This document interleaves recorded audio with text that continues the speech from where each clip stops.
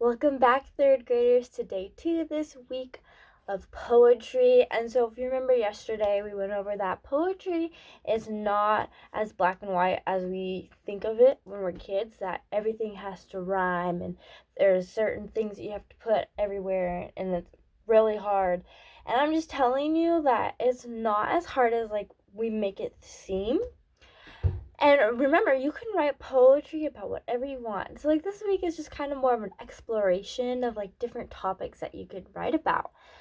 And so, yesterday I read you the one about a cat, and then I asked you all to write your own poem about your favorite animal.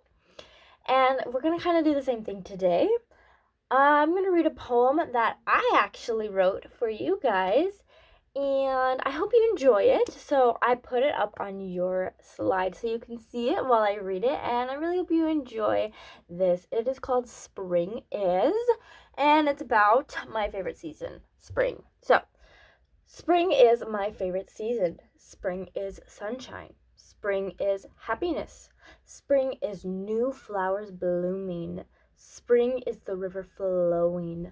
Spring is birds chirping. Spring is butterflies dancing around my yard. Spring is the smell of a sweet flower. Spring is my favorite season. So, that is my poem about my favorite season, spring. And as you can tell in that poem, I didn't have rhyming. I didn't use big fancy words. I didn't have it put a certain way. I did say spring is each time, but you don't have to do that if you don't want to. That's just what I chose. That was my artistic choice to do. So I also hope you noticed some of the sensory details that I used. What could you hear in the poem? What could you smell? What could you see?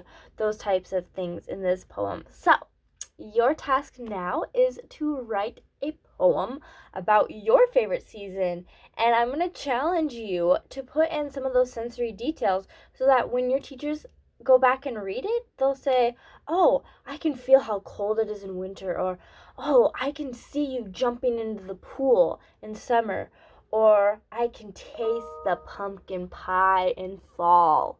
So, I cannot wait to read about each of your favorite season in your own poem.